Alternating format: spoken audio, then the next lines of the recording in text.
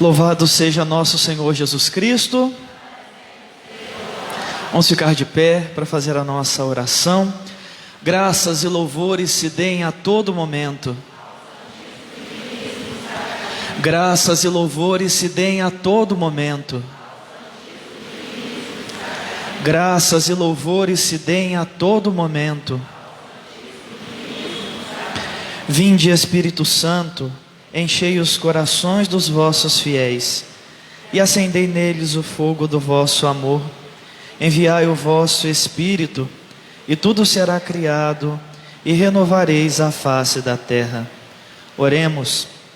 Deus, que instruíste os corações dos vossos fiéis com a luz do Espírito Santo, fazei que apreciemos retamente de todas as coisas segundo o mesmo Espírito e gozemos sempre da sua consolação. Por Cristo Senhor nosso. Amém. Ave Maria, cheia de graça, o Senhor é convosco. Bendita sois vós entre as mulheres, e bendito é o fruto do vosso ventre, Jesus.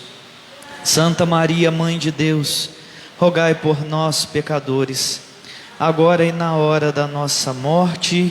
Amém. Santa Helena, Santo Tomás de Aquino, em nome do Pai, do Filho e do Espírito Santo. Então, uma boa noite a todos, boa noite a você que nos acompanha de casa. Hoje nos reunimos então para encerrarmos este período de reflexão, e de estudo sobre os livros do Antigo Testamento. Claro que de uma forma bem breve, mas certamente de uma forma útil, para que nós, depois do nosso contato pessoal com a palavra, a gente possa se encontrar dentro daquilo que a gente pôde aprender, e então a palavra ser esse instrumento útil na vida de cada um de nós. Não vou me demorar muito na introdução de hoje, porque o grupo dos livros históricos, ele é um pouco mais extenso do que o grupo que nós estudamos ontem. Pentateuco, com seus 5 livros, os livros históricos em seu conjunto, eles são 16. Então, nós não vamos conseguir, por exemplo, dividir cada um dos livros em partes, mas nós vamos, dentro do todo do livro, entender, claro, aquilo que é a sua mensagem e aquilo que envolve, o contexto histórico daqueles livros. Então, quanto a livros históricos, o que a gente precisa entender de início?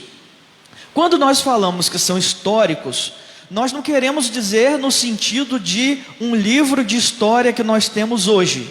Ou seja, não é uma sucessão, uma narrativa que vai sucedendo vários eventos com o objetivo de nos dar uma sequência cronológica de fatos. Quando nós falamos de livros históricos, o que nós queremos dizer é que eles são livros preocupados em nos narrar uma história em comum. A história do povo de Israel depois que assume a terra prometida. Nós vimos ontem que o grupo do Pentateuco, o seu último livro, nós vamos terminar ali com o discurso de Moisés, para o povo, já diante da terra prometida, mas Moisés não chega a adentrar essa terra. Ele vai ali dando os seus últimos conselhos e morre antes de adentrar a terra. Vai ser Josué que vai levar o povo até a entrada da terra, que vai começar ali a organizar o povo, e então a história do povo na terra começa. Então o grupo de livros históricos, ele dá sequência ao Pentateuco neste sentido, porque continua a narrativa, contudo agora nos descrevendo diversos fatos que vão nos levar a entender a vida do povo de Israel na sua terra. São todos os fatos um atrás do outro? Não, porque a preocupação do livro, como eu já disse, a preocupação da escritura, não é de dar para a gente esses dados de cartório, esses registros temporais. A Bíblia tem essa preocupação de nos revelar os eventos onde o próprio Deus se revela e nos comunicar essa verdade que é a revelação que deve chegar até nós. Então, o que nós temos descritos nesses livros são essas intervenções divinas, São essas colocações de Deus para o povo, para que o povo permaneça fiel na aliança na terra conquistada. Por quê? Porque a tendência do povo de Israel é a tendência de todos nós. Quando a gente se sente muito seguro diante de uma coisa, a gente começa a relaxar. Então toda vez que a gente tem muita certeza de um emprego, por exemplo, né, a gente já começa ali, chega uns 5 minutinhos atrasado num dia, né, a gente já começa a se sentir no direito, às vezes, de dar um atestado no outro, né, a gente começa ali, se você está muito seguro de uma matéria que você estuda, você já não precisa, né, todo dia ficar revendo aquilo ali, porque você já, ou seja, quando nós temos a certeza da posse de uma coisa, a nossa tendência é ficar um pouco mais brando diante daquilo. E o povo de Israel, eles diante da posse da terra, ou seja, lutaram a vida inteira, né? Eram estrangeiros no Egito, saíram, né? Foram perseguidos, atravessaram o mar. Quando conseguiram chegar na terra e viu que as coisas, embora eles tinham as suas lutas para se manter na terra, mas uma vez que eles já estavam ali, a tentação era de começar a arrefecer das leis. Não precisa ser assim, tão rígido. Não, a gente não precisa cumprir tão, né, firme assim como está dizendo, porque agora as coisas já estão mais tranquilas. Então Deus, ao longo desse tempo, continua educando o povo. Falávamos ontem, né, daquele trecho em que o povo caminha no deserto, como um período em que Deus segura o povo pela mão e vai educando o povo. Mas isso não termina quando o povo entra na terra. Deus continua através dos profetas, né? Através de vários eventos históricos, Deus continua falando para aquele povo e convidando eles a voltar à fidelidade, ou a permanecerem na fidelidade à lei que foi dada no Sinai. Então, 2 temas são centrais para todo esse conjunto de 16 livros. Quais são? Primeiro, a terra, o valor da terra que Deus deu. Esses livros, eles vão valorizar muito o território de Israel. E isso vai ser levado muito ao extremo às vezes, né? Logo de princípio, porque eu falava que Deus, ele é progressivo na revelação. Então ele vai se dando a conhecer aos poucos. As pessoas no princípio entendiam que Deus deu a terra, e Deus era senhor daquela terra. Mas no início era entendido como se Deus só fosse senhor daquela terra. Então nós temos Deus, o Deus de Israel, que domina Israel. Mas aqui do lado tem um outro país, ali domina outro Deus. Só com o tempo é que o povo de Israel vai começar a entender que Deus é um único Deus no sentido de Deus universal. Que não existe terra onde Deus não possa intervir. Alguns livros mesmo históricos que nós vamos ver mais à frente, eles vão nos descrever a ação de Deus para o seu povo numa terra estrangeira. Mas isso é uma reflexão tardia. Logo em princípio, o povo tinha nessa ideia de Deus muito ali restrito com o seu poder à terra. Então os livros valorizam muito essas ações extraordinárias e ordinárias de Deus dentro do território de Israel, onde era a sua terra, onde ele comandava, onde ele tinha, né, total força para manifestar, né, todo o seu poder, toda a sua glória. E além disso, além da terra, um outro tema central é a organização política de Israel.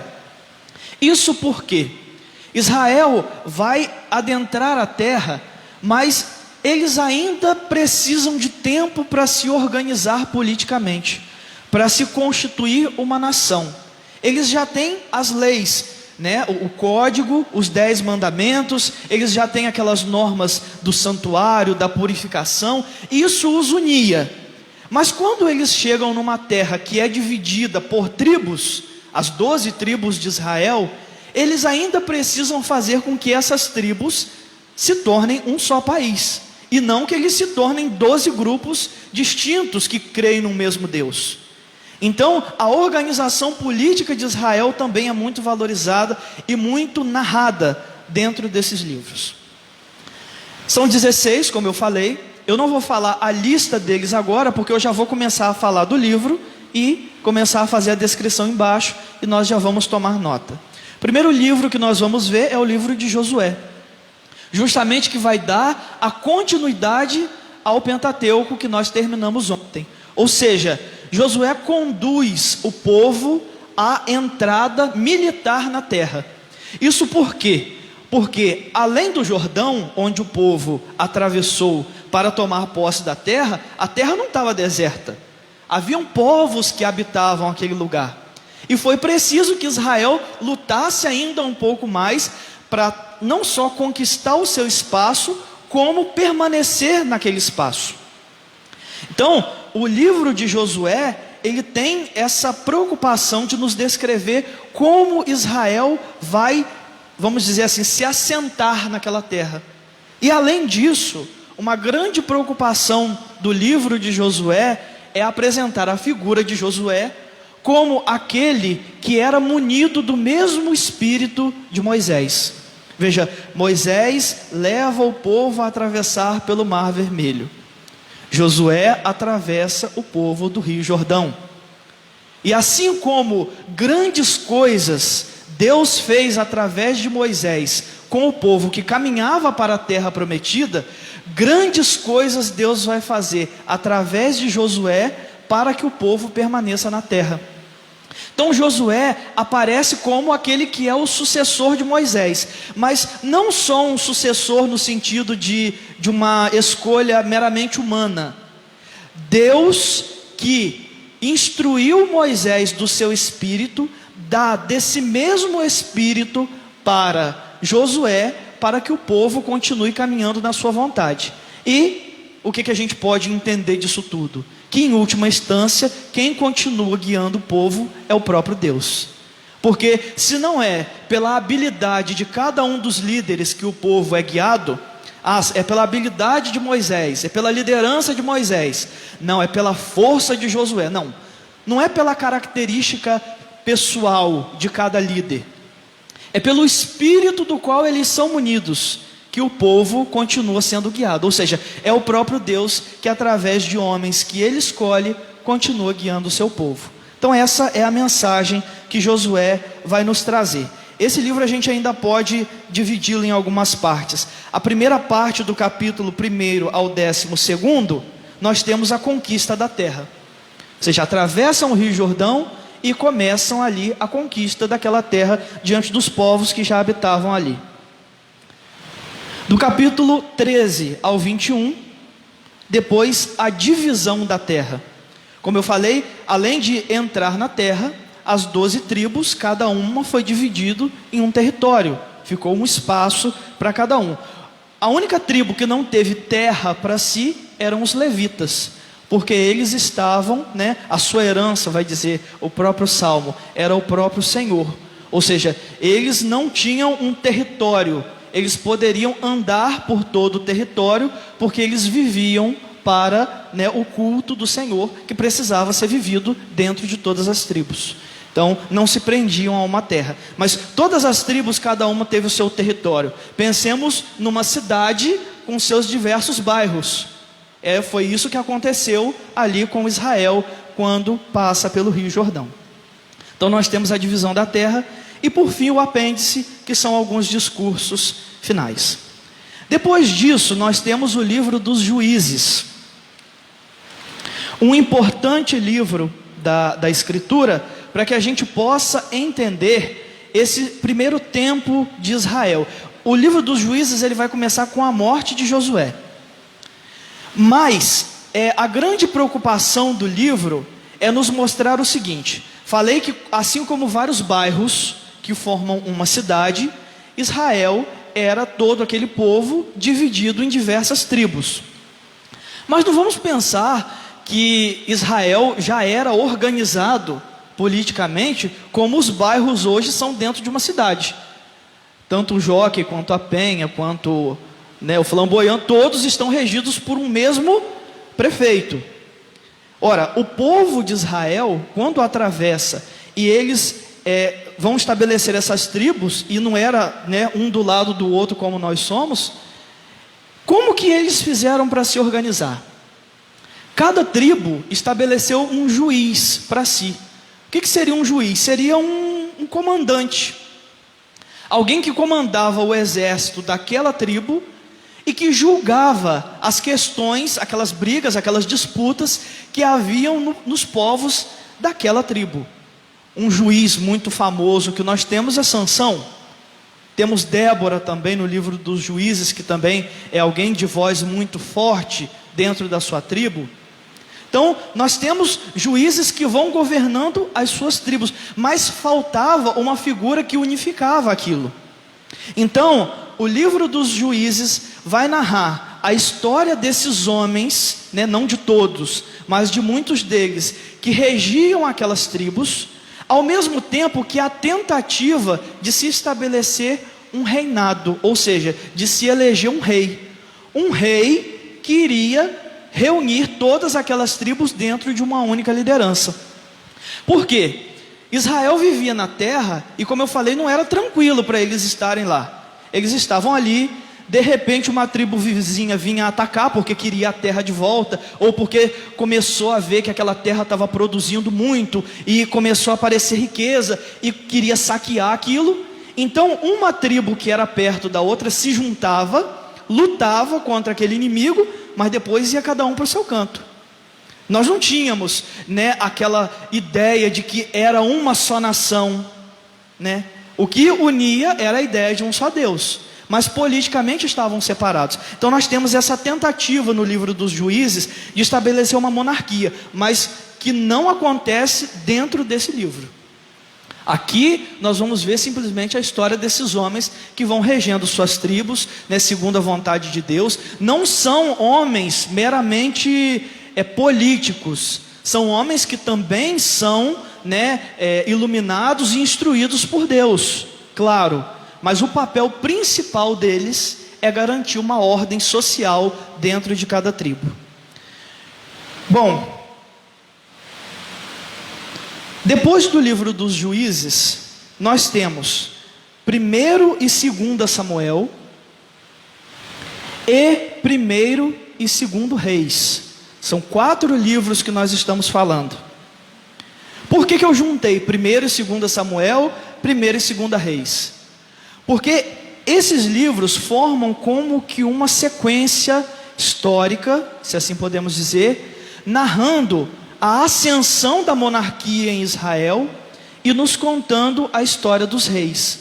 Samuel, óbvio, vai começar falando ali da eleição, né, de Samuel ali no templo. Nós conhecemos muito bem o texto, né? Samuel, que filho de Ana, vai ser entregue ali no templo e escuta a voz de Deus dizendo: Samuel, Samuel. Conhecemos bem o texto. O livro começa narrando a história do profeta, mas logo em seguida se volta para a eleição de Davi. Nós temos, claro, a descrição ali de Saul, né, da sua eleição, mas o foco do livro é depois nos falar da escolha divina sobre Davi. E o que nós podemos pegar desses 4 livros? Primeiro, a relação dos profetas com os reis. Isso é algo importante. Enquanto Cristo reúne em si o ser profeta, o ser rei e o ser sacerdote, no Antigo Testamento essas 3 figuras são distintas. Os levitas cuidavam a princípio da função sacerdotal. Nós tínhamos os profetas, que eram aqueles que falavam em nome de Deus. Já vimos isso no primeiro dia, agora quando estávamos relembrando os livros proféticos. E nós tínhamos os reis, que simplesmente governavam, né, politicamente aquele povo.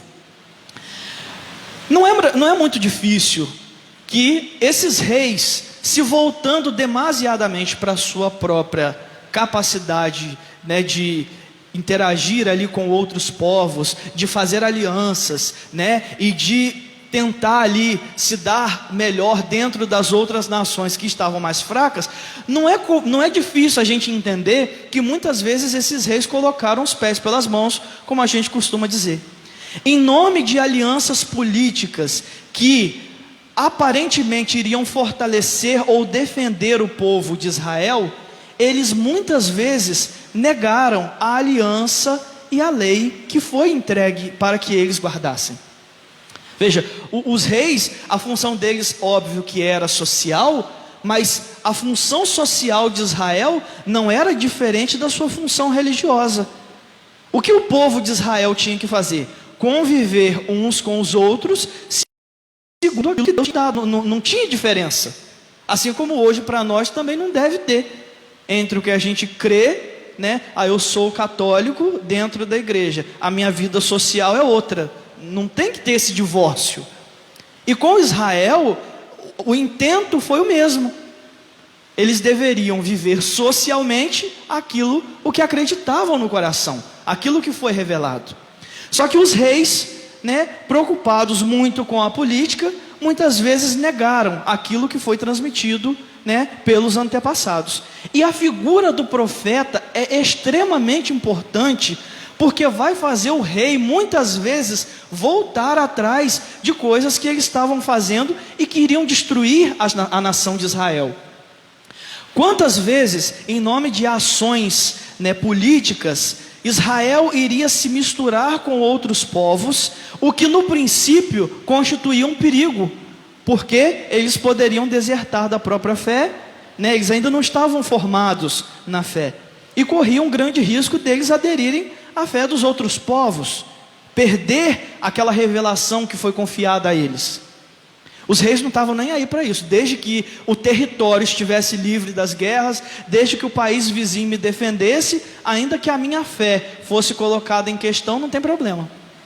O profeta, ele é um homem muito corajoso na escritura, pelo menos os autênticos profetas, porque nós também temos o relato de falsos profetas na escritura, mas os autênticos, eles questionavam inclusive os reis. Falávamos de Natã, que foi corrigir Davi. E quantos outros profetas precisaram chegar para os reis e falar assim: você está errado. É claro, a sua cabeça estava em questão, porque o rei podia continuar ali e mandar matar o profeta, mas em nome da sua própria vida, ele não renunciava a anunciar a palavra. Então, os livros de Samuel e de Reis, embora não são livros que contam a história dos profetas, contam a história dos reis, mas está sempre permeado pela figura de profetas, que vão alertar aos reis sobre como eles devem regressar ao caminho que leva o povo aonde Deus quer. Bom, temos como início a história de Saul, depois nós temos o apogeu do reinado de Israel, que vai acontecer com Davi e posteriormente com Salomão. E esses livros, eles vão terminar lá na frente com a queda de Jerusalém diante do exílio da Babilônia. Então, ou seja, nós temos uma narrativa de aproximadamente 600 anos em que são narrados esses principais reis de Israel, fiéis ou infiéis, com as suas qualidades e os seus defeitos, mas que vão guiando politicamente o povo. Agora, algo importante também. Embora eu falei que o livro histórico não deve ser entendido como um livro de história de hoje, que busca lá investigar o fato e saber que dia que foi, embora a preocupação da escritura não é essa, nós também não podemos entender que então tudo que está aqui é uma historinha, não. Existem relatos fidedignos que nós podemos assumir do que esses livros nos dizem. Muitos dos livros começam no segundo ano do reinado de Dario, ou seja, eles vão contextualizar aquele livro dentro de um tempo histórico, e isso merece atenção. Então não é também para a gente achar que qualquer data que está aqui, já que não é um livro de história, então qualquer data que está aqui deve ter sido um número que eles colocaram assim mais ou menos para detalhar. Não, não é isso, tá? A preocupação não é dar uma sequência de fatos, é contar a história da salvação.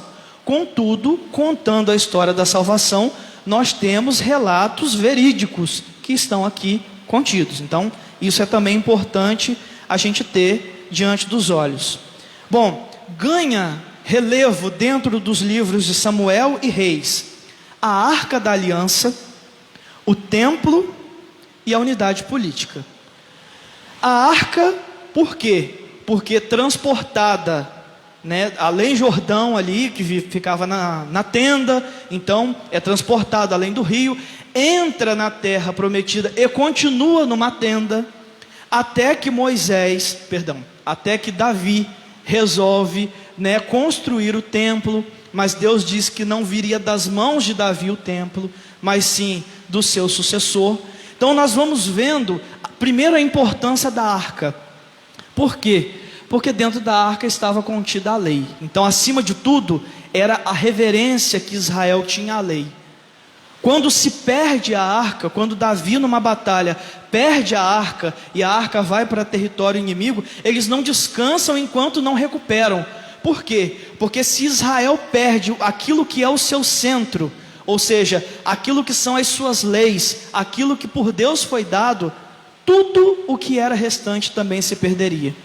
Israel tem consciência de que o seu fundamento não é os reis, não são os reis.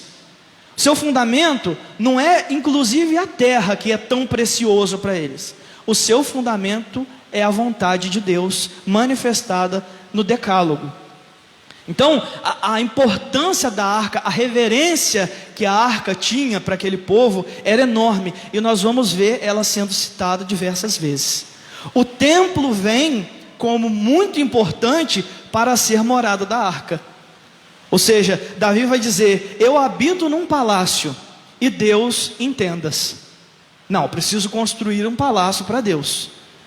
E aí, no princípio, há aquele questionamento, Deus diz através do profeta para Davi: mas espera aí, eu vou ficar trancado? Você acha que ao construir um palácio eu vou ficar trancado, contido dentro de um templo? Eu sou o Senhor de toda a terra. Justamente para dar a ideia de que Deus não se continha em algum lugar construído por mãos humanas. Deus superava aquilo tudo. Contudo, Deus deixa que o templo seja construído como um lugar digno, onde o povo possa oferecer os seus sacrifícios, onde a arca pode repousar, como um sinal da reverência do povo à própria lei. O que vai acontecer com o passar do tempo é aquilo que eu falava ontem a respeito dos sacrifícios. Assim como o sacrifício inicialmente era a expressão da devoção e do reconhecimento do povo dos seus próprios pecados, o templo inicialmente era o reconhecimento por parte do povo do valor da arca com a sua aliança, com tudo que ela continha. Era preciso dar dignidade ao lugar onde continha aquilo que era a dignidade do povo de Israel, as 10 leis, os 10 mandamentos. Depois não. Com o passar do tempo, o templo começou a ser simplesmente como que um elefante branco, como que uma construção belíssima, que Israel tinha o orgulho, não porque Deus estava dentro dele, mas porque era talvez a mais imponente de todas as suas obras. Então, o foco começa a ser desviado. Jesus vai criticar muitas vezes no seu tempo a figura que as pessoas faziam do templo. Ou seja, era um lugar que se frequentava não para se buscar a Deus, mas para comércio, simplesmente para cumprir aquele preceito do ano, porque tinha que cumprir, estava escrito. Não tinha mais alma naquilo que se fazia no templo. Então, nós temos a arca, o templo, e aí depois sim a unidade política, porque Saul começa esse processo, mas é Davi quem consegue unificar as tribos.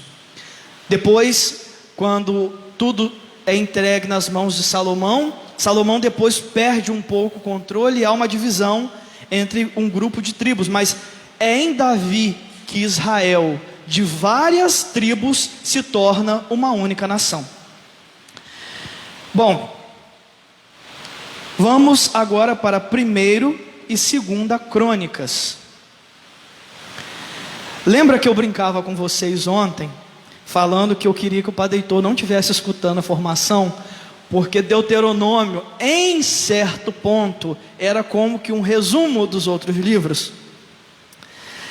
1º e 2ª Crônicas é como que, prestem atenção, é como que um resumo dos livros de Samuel e Reis. Agora vamos entender bem isso, porque se Samuel e Reis já falou, por que Crônicas precisa falar de novo? Os livros de Crônicas possivelmente foram escritos no século III a.C. São uns dos últimos livros do Antigo Testamento a serem escritos.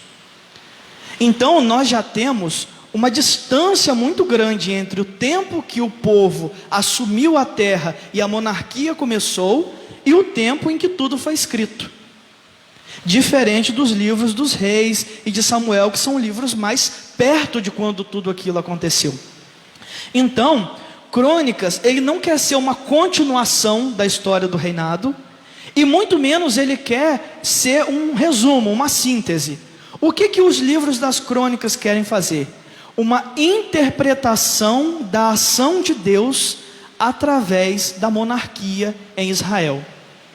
O que nós podemos pensar disso?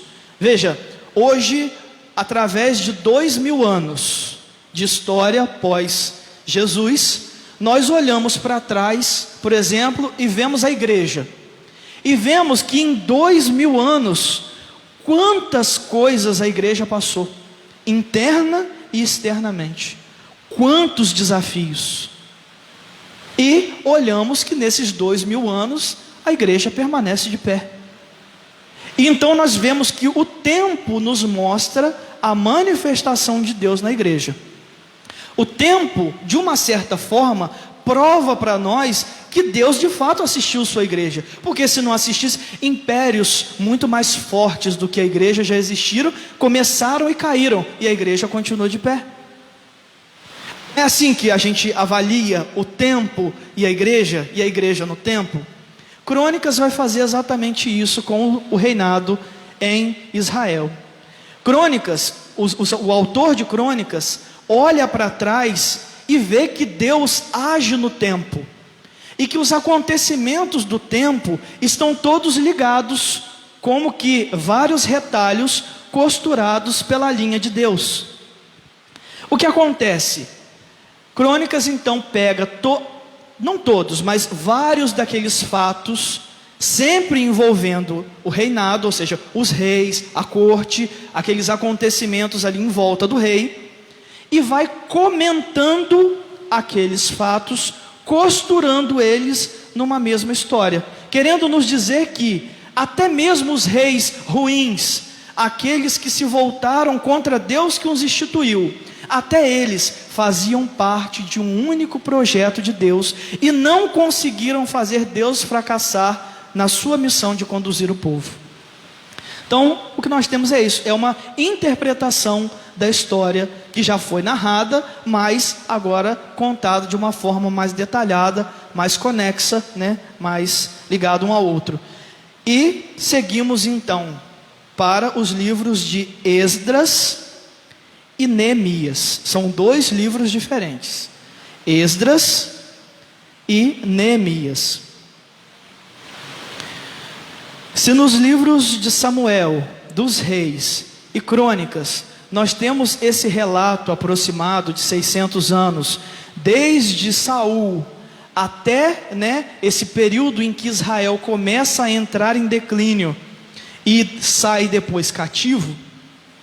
Esdras e Neemias têm a preocupação de nos narrar o retorno do povo à terra após o exílio. Israel cai em dois grandes exílios, primeiro o da Babilônia e depois o da Assíria, o exílio persa. Diante disso tudo, Israel volta fraco, no sentido de fé, no sentido de desejo de novamente se refazer. Vejamos, nós temos um povo que habita a terra e de repente eles saem exilados. E não é um exílio de um mês, nós temos um exílio de 50 anos para mais. Nesse exílio, a geração que foi para o exílio morre, pelo menos uma boa parte dela, e nasce uma nova geração. E dentro do exílio, esse povo, eles precisam sobreviver. Então ali eles começam a a estabelecer comércio, né, de uma forma ainda muito primitiva, muito pobre, mas a adquirir uma terra, a cultivar alguma coisa, algum que planta, um animal. E com o tempo, alguns judeus se deram bem no exílio, conseguiram estabelecer uma vida razoável. E aí, quando eles lá por fim conseguem, no decreto, no edito de Ciro, o direito de regressar à terra, veja, eles ainda voltam dominados por outro povo, mas podiam voltar para sua terra. Quando eles voltam, eles pensam assim: o que tem lá? Nada. Porque quando a gente veio para cá, quem ficou lá era só quem não podia vir. Os velhos, né, os deficientes, as pessoas que não eram úteis, digamos assim, dentro do exílio. Foram eles que ficaram. Certamente a terra está pobre. Eu aqui já consegui um emprego, já consegui uma terra. Olha, eu aqui já estou governando um pedacinho. Eu aqui já estou com um comérciozinho, já acumulei umas moedinhas. Muitos quiseram ficar. Isso espanta a gente, né? Porque a gente pensa, eu pelo menos quando a gente começou a estudar isso aqui, eu pensava que quando o Ciro falou assim, vocês podem voltar para a terra, eles acho que largaram até a roupa para trás, agarraram o que estava na reta e saíram correndo para voltar. Por quê? Pelo valor da terra de Israel. Eu pelo menos pensava assim. Mas não foi assim que aconteceu. Muitos ficaram, já estavam estabelecidos. Os que voltaram para a terra, voltaram desanimados, porque iam encontrar uma terra pobre, uma terra destruída, porque o exílio da Babilônia, os babilônicos, eles chegavam, a forma de dominação deles era destruir tudo que você tinha e depois te carregar. Então não tinha mais templo, não tinha mais nada. Então eles iam encontrar uma terra arrasada. Esdras e Neemias vão narrar esse retorno do povo à terra, dos que escolheram voltar à terra, ao mesmo tempo que eles vão ser meio que esse incentivo do povo a voltar a ser povo. Ou seja, também não é para a gente voltar e ficar na depressão, cada um dentro das suas casas. Peraí, a gente vai voltar, vamos voltar a fazer em comum a celebração, né, da palavra de Deus, ali a leitura, né, como Neemias vai narrar, a leitura do decálogo. Vamos nos reunir para esta festa, vamos tentar reconstruir o templo. Nós temos Ageu nesse tempo, que é um profeta que vai incentivar muito o povo a reconstruir o templo. Então nós temos um período, são 2 livros que narram um período difícil, mas ao mesmo tempo um período de esperança. Vai colocar no povo de novo a ideia de que é possível eles se reconstruírem enquanto povo de Deus. É o reerguimento de Israel como povo e como sociedade. E para isso, o que Esdras e Neemias vai fazer? Eles vão reforçar muito na cabeça do povo a ideia de que eles são um povo eleito, ou seja, um povo a quem Deus confiou uma missão. Então a gente não pode ficar disperso, a gente não pode ficar desanimado, não pode existir tristeza nos nossos rostos. Voltamos para cá porque somos povo de Deus e como povo de Deus temos que viver. Isso foi muito positivo, porque a ideia de ser raça eleita de fato uniu o povo novamente. Só que com o tempo essa ideia ficou um pouco deturpada e o povo começou a se entender como raça eleita. Eu já falava disso um pouco ontem, como quem é melhor dos outros. Somos uma raça eleita, não podemos nos misturar com os outros, né? De fato Israel era a raça eleita, mas eleita não como um troféu, mas eleita para comunicar aquilo que tinha recebido. Claro que Israel precisava se manter separado, mas se manter separado para não perder a pureza da sua fé, e não porque era, né, o queridinho de Deus, enquanto os outros estavam todos, né, perdidos e Deus não estava nem aí para eles. Então, o conceito de povo eleito, de raça eleita, foi algo que de fato uniu Israel, embora depois com o tempo foi também uma causa de um grande problema. Jesus vai criticar isso, né? Os fariseus que se achavam os melhores dos judeus.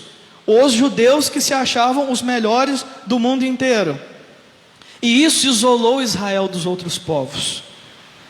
Uma outra coisa que Esdras e Neemias vai reforçar, eu já falava, era a questão do templo e da lei. Então, precisava se reconstruir o templo. E aí vem uma outra curiosidade, uma outra passagem que está contida nesses livros. Conta-se em Neemias que o povo foi reunido e que de um lugar alto, como que de um estrado, era proclamado de novo a palavra de Deus. Ali nós já temos uma visão do que seria mais ou menos o ambão. De um lugar mais alto, de uma mesa própria, era proclamado para todo o povo a palavra de Deus. E então começa-se o processo de reconstrução do templo. Mas veja bem, quando o templo de Salomão foi construído, nós estávamos no apogeu da vida de Israel. Davi tinha conquistado muitos povos, muitos lugares, e tinha juntado um tesouro gigantesco para a construção do templo. O templo era riquíssimo. Ora, quando eles vão reconstruir o templo depois do exílio, Israel está pobre. O que eles tinham ali para dar, para reconstruir o templo? Então, o templo foi reconstruído, mas ele não era igual ao outro. Tem um trecho do livro de Esdras que vai dizer que o povo, quando viu o templo, chorava. Aí eu pensava assim, eu falava assim, é por emoção. Mas não era não, era por desgosto. Porque eles falavam assim, gente, o outro templo era tão bonito. E esse daqui é o que tem. Era de fato um templo bonito, mas não tanto quanto o primeiro. Então eles choravam de tristeza. Contudo, nos é prometido nesses livros algo que nós não podemos esquecer. É dito que a glória deste templo será maior do que a outra. Mas como assim? O lugar é mais feio, menor, mais pobre. Como que a glória deste templo é maior que a outra? E ali havia uma profecia que vai se cumprir em Jesus Cristo. Por quê? Porque foi neste templo reconstruído, no tempo de Esdras, Neemias, Ageu, é neste templo que Jesus vai entrar. A glória daquele templo era maior porque de fato Deus entraria nele, habitaria nele, não mais nas tábuas, mas na sua própria carne. Então ali havia uma profecia, há uma profecia da qual é muito cara para nós, porque vai se cumprir no Novo Testamento em Jesus Cristo. Vamos ao livro de Ruth. Um livro pequeno, mas de uma lição belíssima. Ruth vem a ser aquela que vai ser a bisavó de Davi depois, Então a história de Ruth vai nos contar a história de uma mulher estrangeira, moabita, ou seja, não era do território de Israel, mas vai se mudar para lá depois que sua sogra Noemi entra como na viuvez. E ali vão procurar algum parente que dê de uma certa forma a subsistência para ela, a Noemi, para Ruth e também para outra nora. E é uma história familiar, ou seja, o livro narra a história de uma família, mas com uma preocupação, que é dizer para nós que Deus, que é Deus de Israel, não era alheio a outros povos, a ponto de tomar uma estrangeira como uma ancestral do próprio Jesus, uma vez que ela vai ser ancestral de Davi e Jesus vem da linhagem de Davi. Por que isso é importante falar? Falava que nos livros anteriores de Esdras, Neemias, vai se reforçar muito a ideia de povo eleito, raça eleita. Esse livro de Ruth, ele vem criticar não os outros livros, mas a deturpação que aconteceu na mente de Israel. Os livros de Esdras e Neemias foi escrito com o Espírito de Deus, ou seja, na razão de unir aquele povo, enquanto povo de Deus, guardião de uma mensagem. Contudo, aquilo o povo começou a entrar em parafuso. Não se pode casar com uma mulher de uma outra religião. Por quê? Porque nós somos povo eleito e eles não são, Deus nos favorecerá nós esmagaremos todos os povos. Por quê? Porque nós somos o povo eleito e eles não. Não, o favor de Deus está conosco. Quem é o próximo? Né, Jesus vai perguntar lá na frente. Por quê? Porque próximo era só os outros ali daquele território. Próximo para o judeu era um outro judeu, no máximo. Então, esse livro ele vai questionar, peraí, será que vocês não estão levando muito a sério? Ou melhor, não é levar a sério. Vocês não estão, né, entortando um pouco o sentido de povo eleito? De fato, somos povo eleito. Mas Deus tem poder para se servir de outros povos. Deus também quer alcançar outros povos. Deus também faz seu outros povos. É o caso de Ruth, que depois vai ser assumida, vai entrar na história e na linhagem de Israel como avó de Davi, ancestral de Jesus. Então, o livro faz essa grande crítica a este isolamento excessivo que Israel estava entrando, essa, assim, perdão da palavra, mas essa paranoia, né, de Israel, de se fechar dentro daquele território, sem poder olhar através do muro, se achando, né, melhor que os outros. Somos eleitos? Somos, mas somos eleitos para a comunicação de uma mensagem. Isso, jurei para mim mesmo que eu não ia ficar adentrando muito, mas isso vale para nós. A gente também muitas vezes se acha uma casta eleita de Deus. A gente também hoje olha para a sociedade, para outras pessoas, e vemos os seus defeitos, e vemos neles alguém quase a quem Deus rejeitou. Eu que cresci aqui, que tenho a fé, que pratico, que estou há tanto tempo, ou que não estou há tanto tempo, mas que decidi vir, eu constituo uma raça privilegiada. A mim Deus deve os seus favores. Por quê? Porque eu sou de Deus. Porque eu sento neste banco há 77 anos. E a gente enche a boca para falar isso. E a gente esquece que os males que outros vivem, se nós não vivemos, não é por mérito nosso, é por graça de Deus. Vai dizer Santo Agostinho: eu cometeria o pior dos pecados se a graça de Deus não me defendesse. E mais, se eu não cometi tais pecados, não foi para eu ficar da poltrona julgando quem cometeu, mas para que eu seja o canal da mensagem que Deus me deu para essas pessoas. Isso é muito comum no nosso tempo, em que a gente tem na tela do nosso celular, da nossa televisão, a chance de julgar a vida dos outros. Agora recomeçou o Big Brother, né? Então, o que é o Big Brother? Você bota um monte de gente, um monte de câmera, e o Brasil inteiro fica julgando a vida daquelas pessoas. Ah, está fazendo errado, aqui não deveria fazer isso. Nós temos um espetáculo diante da gente para julgar os erros dos outros.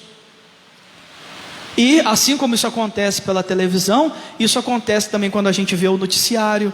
A gente olha e fala: nossa, esses jovens, nossa, essas pessoas, tudo perdido, o mundo está perdido. Como se a gente, né, tivesse dentro de uma bolha.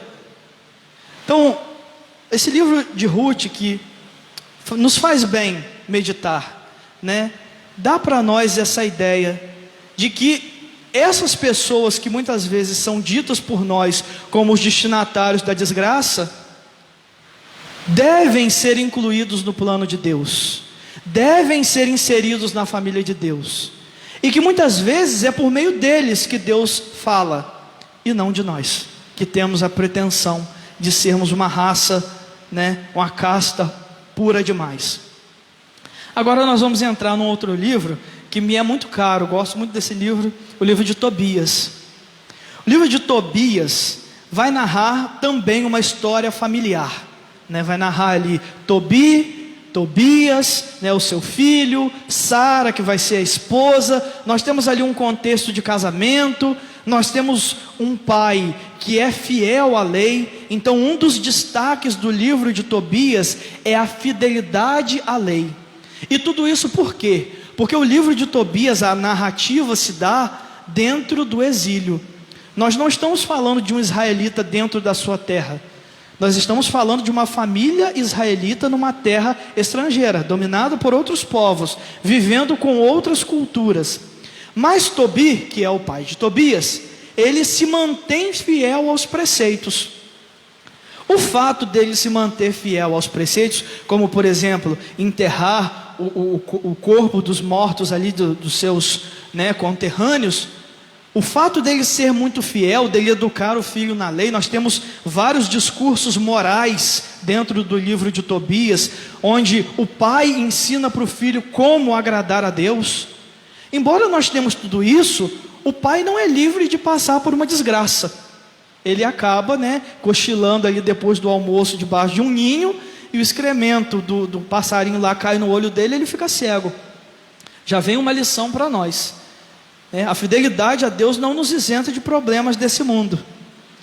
Então, começa-se toda uma narrativa entre a cura do pai, que Tobias vai em busca, assim como também do estabelecimento ali do seu casamento, porque a sua esposa era atormentada por um mal, por um demônio.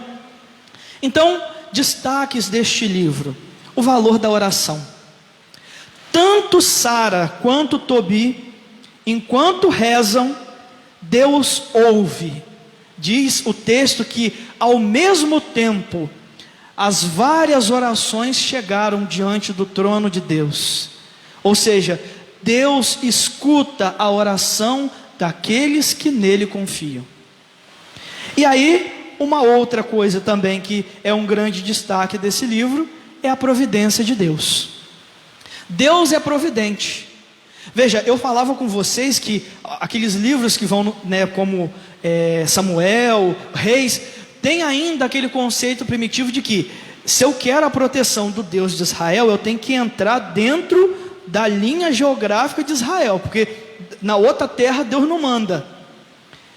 Quando nós temos a história de Tobias, que está numa terra estrangeira, mas que Deus envia um anjo para curar, para salvar, nós temos o relato de que Deus tem poder além do território de Israel. Deus é um Senhor universal. Ele não está, seu poder não está contido dentro de uma linha geográfica. Deus é Deus do mundo inteiro, e o seu poder pode agir em todo lugar. Então, nós temos aqui o relato da providência divina numa terra estrangeira. E também, uma coisa que nos é também muito cara na nossa fé, que é a devoção aos anjos. Os anjos como ministros da providência de Deus. A todo tempo, quando Rafael aparece e ele vai ali agindo pela caminhada em prol da saúde do pai de Tobias e também da cura de Sara, o que vai acontecendo? Ele vai se manifestando como aquele que não veio por si, mas como aquele que foi enviado.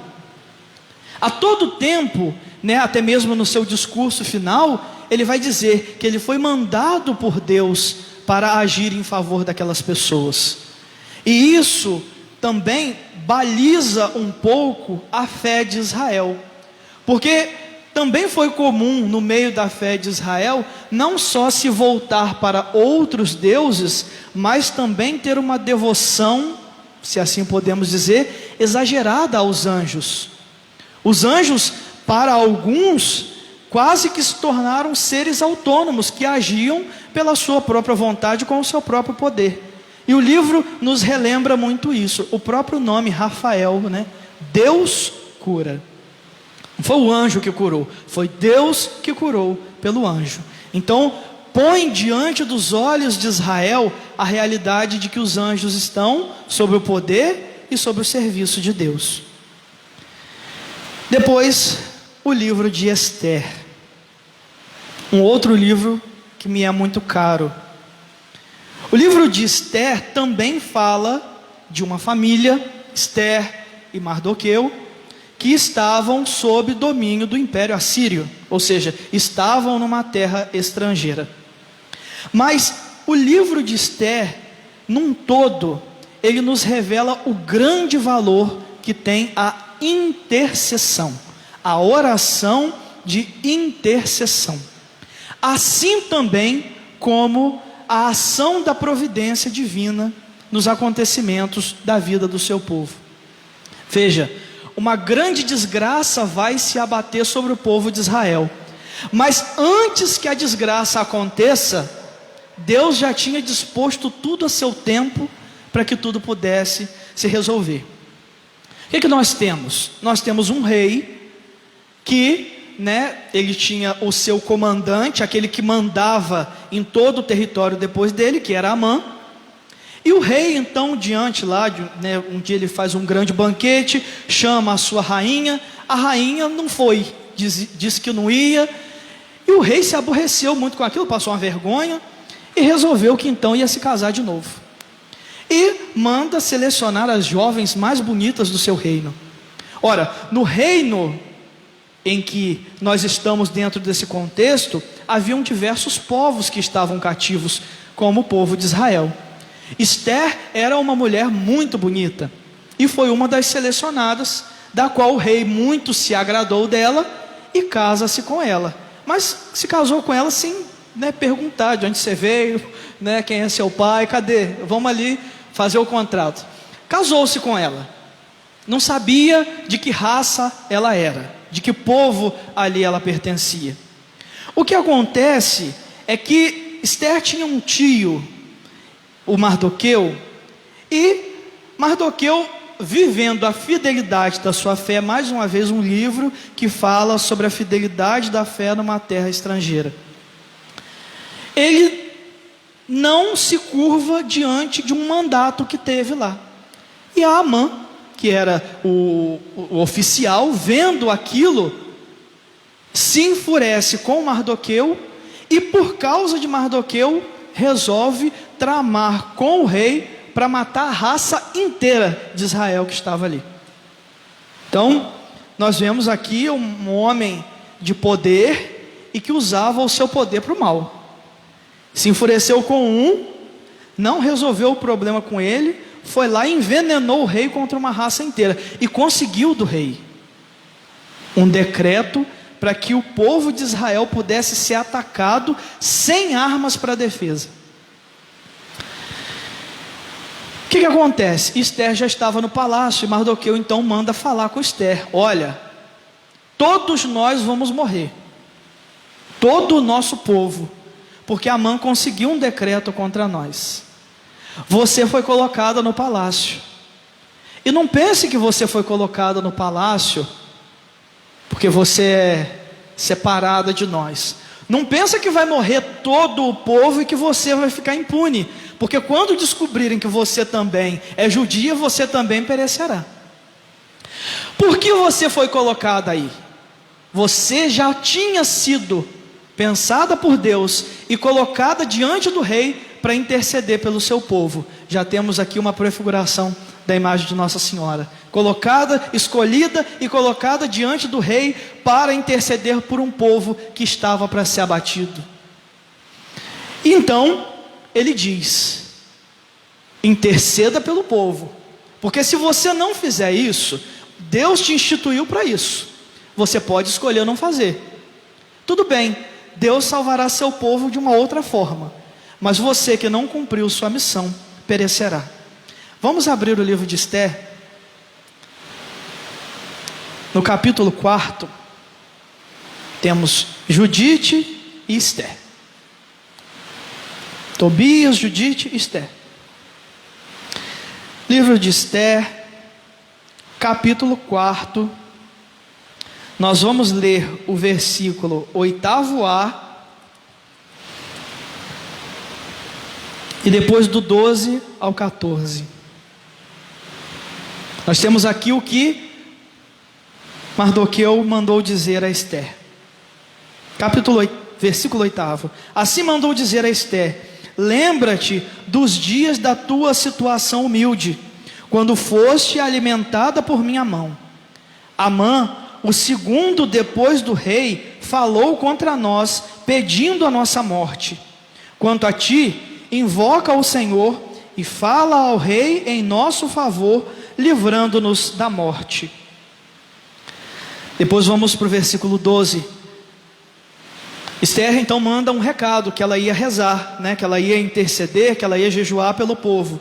E Mardoqueu então manda um outro recado: Tendo Mardoqueu ouvido isso, mandou novamente dizer a Ester: não pense em preservar somente a tua vida entre todos os judeus, porque vives num palácio real. Se agora te calares, a libertação e salvação virão aos judeus de outra parte, mas tu com tua família morrerás. Quem sabe, se por isso mesmo chegaste à realeza, para que em tal situação estivesse pronta para agir. Veja que interpretação bonita. Mardoqueu fala com Ester: olha, o poder que você recebeu foi um poder para servir. Você não foi colocado no palácio para você salvar seu pescoço, não. Você foi colocado no palácio para salvar todo mundo. Então, lembra-te de onde tu veio. Lembra da tua condição humilde. E pede a Deus. Mas não pede só por você. Pede pelo povo. Porque se você não pedir, Deus vai salvar o povo. Porque o povo de Deus não vai perecer. Ele vai salvar o povo de uma outra forma. Ele quis salvar por você, mas Ele vai salvar por outra forma. Mas você, a quem a isso foi escolhida, perecerá. O livro de Ester nos apresenta duas formas de exercermos o poder que recebemos. Amã, ele era influente com o rei e usou do seu poder para destruir aqueles que o contrariou. Ester também tinha uma certa autoridade diante do rei, mas usou do poder que tinha para salvar todo o seu povo. Isso nos faz refletir sobre o poder que nós temos. E quando eu falo poder que nós temos, a gente precisa pensar em poder político, em poder simplesmente, um poder grande, assim, eu tenho um cargo muito grande. A gente, enquanto pai, enquanto mãe, enquanto seminarista, enquanto padre, a cada um de nós no nosso lugar nos é confiado um poder. E como nós estamos usando o poder que temos? Às vezes a gente sabe dentro de casa que se a gente falar uma coisinha atravessada num lugar errado, a gente vai desencadear uma confusão, e a gente vai lá e faz. A gente sabe a hora de resolver o conflito, mas a gente não faz. A gente dentro do trabalho está ali com uma outra pessoa trabalhando com a gente tem ali aquela pose com o chefe, e a gente vê que aquela pessoa, ela está ameaçando, ela começou a vender mais do que eu, ela está se destacando mais, então eu começo a usar da influência que eu tenho com o chefe para destruir a imagem e a carreira daquela pessoa. Eu tenho amigos, mas eu tenho muito ciúme dos meus amigos, então eu começo a envenenar os meus amigos dos amigos deles, para que eles se apartem e fiquem comigo. Eu sou de uma pastoral, e eu olho a outra pastoral, e eu falo assim: gente, estão trabalhando menos que eu, estou me matando aqui. Aí eu vou ali um dia, cochicho com o padre, vejam bem, no bom sentido, né? Vou ali e falo com o padre, solto uma coisinha assim no meio do caminho. Depois eu chego para umas outras pessoas no final da missa e digo assim: gente, você está vendo ali? Minha, que bom, acho que eu vou para aquela pastoral, porque, quase nada, minha, vem aqui, faz aquilo, vai embora. E eu começo a usar da influência que eu tenho para destruir ao invés de construir. O livro de Ester nos mostra que se nós somos colocados num lugar, se nós conseguimos adquirir status naquele lugar, poder, isso é para ser usado para a edificação dos outros, e não para destruir os outros. Então cabe a nós uma reflexão, é um outro livro que eu também recomendo vivamente que a gente possa meditar. Como nós estamos usando da autoridade que nós temos? Como nós estamos usando o poder que nos foi dado? E não é só para a gente pensar, como eu falei, em coisas grandes, não, no cargo, não. É para a gente pensar dentro de casa. Eu como pai, eu como mãe, como a minha autoridade está sendo usada? Às vezes o pai vê que o filho não está ali muito, precisa ser corrigido.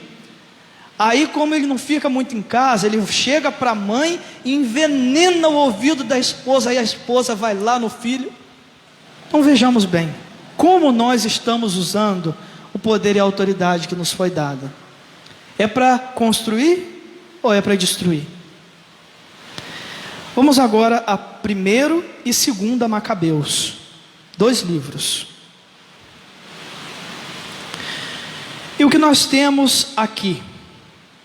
1º e 2º Macabeus vai nos relatar, depois já do povo de Israel ter retomado a terra, vem um domínio helenista, ou seja, o povo grego, principalmente ali naquele tempo de Alexandre Magno, 200, 300 anos de Cristo, antes de Cristo, começam então a construir, a estabelecer um domínio sobre grandes terras. E o que Alexandre Magno, com ali o seu, com toda a sua corte, como que era a forma deles dominarem? Enquanto os babilônicos, eles chegavam destruindo tudo, para você perder toda a sua referência e acreditar no que eles acreditavam, o povo grego não, eles iam assim, dominando e misturando. Então começou a misturar as línguas, começou a misturar o credo. Você não precisa deixar de crer no que você crê, mas você também pode crer no que o outro está crendo. Então começou um sincretismo, e começou uma mistura, que o povo de Israel, mais uma vez, começou a ficar confuso diante da própria fé. Ao mesmo tempo, enquanto, não em questão de fé, mas em questão de cultura, e em questão de riqueza, o povo de Israel, que estava se restabelecendo aos poucos, há um século mais ou menos, tinha vindo do exílio, começa a olhar para aquele povo grego e via a cultura, os discursos, a filosofia, a riqueza que aquele povo tinha. Então eles começaram a dizer assim: caraca, esse é o povo, a fé deles é que eles devem ter um esclarecimento muito maior do que nós sobre aquilo que é Deus. E começou então a ceder a essa mistura que o período helenístico começou a fazer diante ali dos territórios conquistados, a ponto de muitos judeus fervorosos, inclusive oficiais do exército, iam para as batalhas. Nós temos essa narrativa em Macabeus, sempre com uma medalha ou com uma pequena imagem de um deus pagão, ou seja, iam lutar em nome do Deus de Israel, mas levavam a medalhinha do outro deus lá, que vá que o meu cochila, o outro me dá aquela força. Então começou-se a haver essa mistura, e o livro então de Macabeus faz esse grande apelo à pureza da fé, ou seja, uma fé sem misturas. Precisamos voltar à fidelidade e à integridade daquilo que nos foi dado. A gente não pode, é o que mais ou menos o livro quer nos dizer, nos deixar encantar por aquilo que por fora os outros povos mostram. Porque o nosso valor, enquanto povo judeu, não está naquilo que nós edificamos por fora, mas está na mensagem que nós comunicamos. É isso que o livro quer dizer. A nossa maior glória não são as nossas construções, é a nossa fidelidade ao que Deus nos deu e que nos foi transmitido até hoje. Mais uma vez, quanto que isso quer dizer a nós? A gente se encanta tanto com o que se descobre por aí hoje, e acha que cada palpite que é dado vale muito mais do que os argumentos da nossa fé, Eu não sou uma pessoa de forma alguma que prega contra a ciência, de jeito nenhum.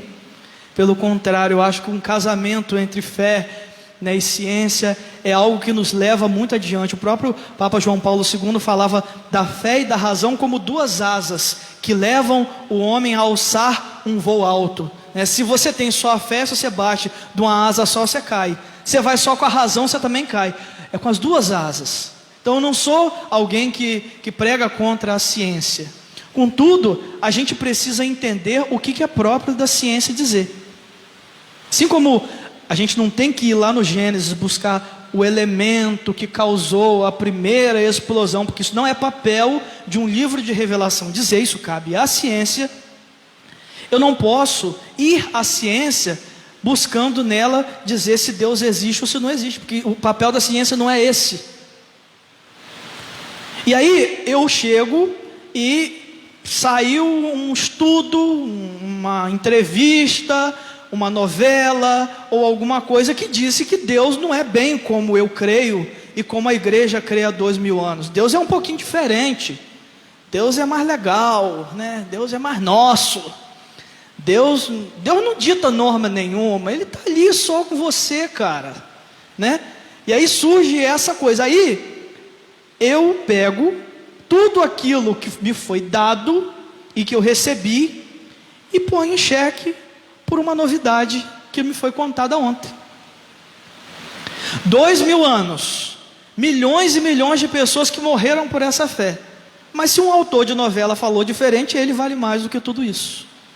Então, o livro de Macabeus, os dois, né, eles nos alertam, porque a gente é muito, né, convidado pela novidade, pela glória, por aquilo que é suntuoso, por aqueles discursos imponentes, que até são bonitos, mas que devem ter o seu devido lugar na nossa vida, nunca acima da palavra de Deus.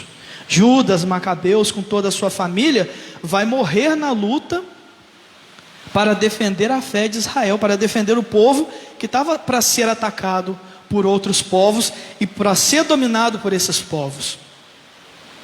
Ele dá a sua vida, né, assim como a sua família, justamente para manter a integridade e a pureza da fé de Israel. A fé de Israel, ela, nesse contexto que nós vamos ler, ela é considerada como uma coisa arcaica, né? Os gregos chegavam, né, os outros povos olhavam e falavam: nossa, mas você crê nisso? Isso está muito atrasado. Aqui, olha aqui, tem um filósofo, aqui está aqui o livro dele, olha o que ele disse. E aí fazia aquele belo discurso e convencia. Estamos falando de alguma coisa muito diferente de hoje? Quantas vezes nós escutamos que a nossa fé é arcaica, que as nossas respostas já não respondem mais, que há coisas mais novas que respondem muito mais às nossas perguntas do que uma fé de 2000 anos? Então, esse livro nos faz essa chamada de atenção: fidelidade à lei, fidelidade às tradições. E uma grande contribuição dos livros dos Macabeus é justamente a visão de ressurreição e intercessão pelos mortos. Um dos poucos livros do Antigo Testamento que nos falam da crença de uma vida após a morte, já nos preparando para aquilo que Cristo viria nos falar. Falava com vocês, Deus, ele é pedagógico, ele vai aos pouquinhos. No início, o que o povo judeu acreditava? Que quando se morria, né, tem salmos que dizem isso, né? Quando ele morreu, foi-se para junto de seus pais, e Davi repousou junto de seus pais. Que se acreditava que quando a gente morria, a gente virava como que uma espécie de sombra, né? Ficava como que um espectro nosso, que ia descansar num determinado lugar chamado Sheol. Ou seja, lá você não tinha atividade, você não tinha consciência, você não tinha nada. Você ia como uma sombra descansar e ficava ali. Não é que você era destruído, mas você também não era mais você, porque você não tinha consciência, você não... E também, se você vai para um lugar onde não se tem nada o que fazer, não tem por que eu pedir para você que está lá. Então não se tinha esse costume de interceder pelos mortos. É com o tempo, é com o passar do tempo, e nós estamos no livro dos Macabeus, que é escrito no século II antes de Cristo, ou seja, já bem para o final ali da história, é que vai entrando na mente de Israel essa ideia. Nós temos Judas Macabeus com sua família, com todo o seu exército, eles entram numa batalha, chega lá, muitos soldados são mortos, eles depois vão olhar alguns dos soldados e ver que eles estão com umas medalhinhas lá de um deus pagão. Então, ele diz assim: não, nós precisamos oferecer um sacrifício por esses que morreram. Ora, já demos um salto. Porque para que oferecer um sacrifício para quem morreu? Porque isso pode alcançar a essa pessoa além da vida. Então, a prece por aqueles que já morreram, o sacrifício oferecido por eles, já vem como figura nesses livros dos Macabeus. Isso para nós é de grande importância. É claro que não só aqui, né? O livro de Daniel nos fala um pouco disso também, mas dentro do contexto dos livros históricos, essa é a grande contribuição dos Macabeus. E por fim, o último livro que nós vamos ver agora, o livro de Judite. Judite é uma mulher muito esperta. Qual é o contexto deste livro? Judite habita uma cidade judeia, ou seja, estão ali no seu território, mas a cidade está cercada e vai ser atacada por um outro povo aparentemente mais numeroso e mais forte. O oficial do exército da cidade começa a tremer de medo. E Judite, uma mulher que tinha muitas posses, né, e alguém muito influente na cidade, reúne os principais da cidade e diz: espera aí, vocês estão com medo de quê? Nós precisamos acreditar no nosso Deus.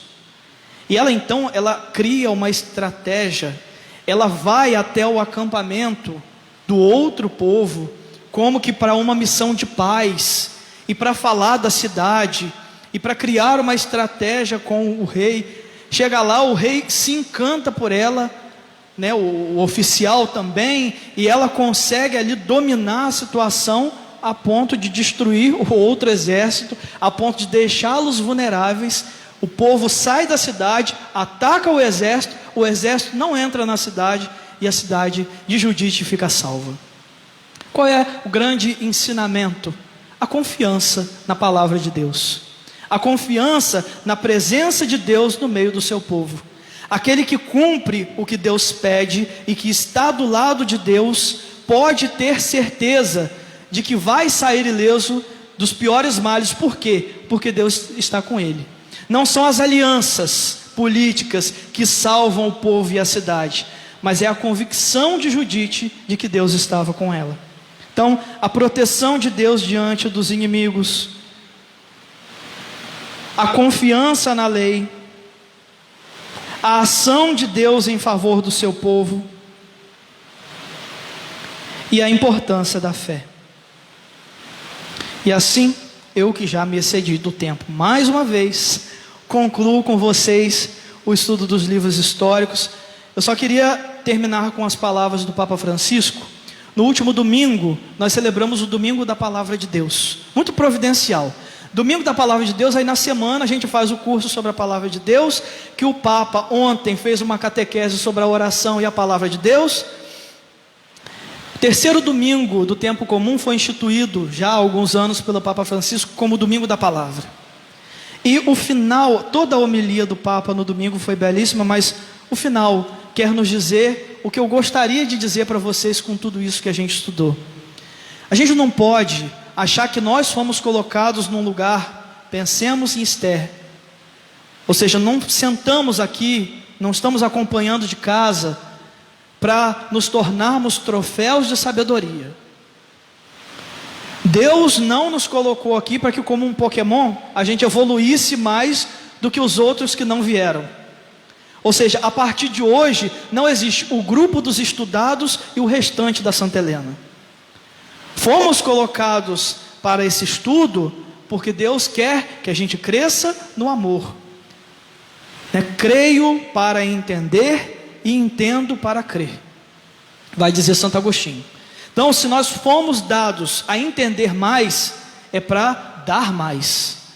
Então, que tudo que a gente estudou não seja motivo de vanglória para nós, mas seja instrumento para evangelização. Não necessariamente aquela evangelização de bater de porta em porta, mas a evangelização com quem eu convivo. Se eu, a partir de hoje, tenho uma autoridade onde eu trabalho, e eu começo a exercer essa autoridade, não mais como Amã, aquele que usava da sua influência para oprimir, mas como Esther, aquela intercessão que ajuda, a palavra de Deus já se fez carne em mim, já transformou a minha vida e logo vai transformar a vida de quem está ao meu redor. Então, esse é o meu desejo, Sei que é muito pequeno, muito pouco tudo que eu passei, mas que sejam coisas que transformem a nossa vida, que nos ajude a amar a Escritura. O Papa, no final da sua homilia, ele diz assim: queridos irmãos e irmãs, não renunciemos à palavra de Deus.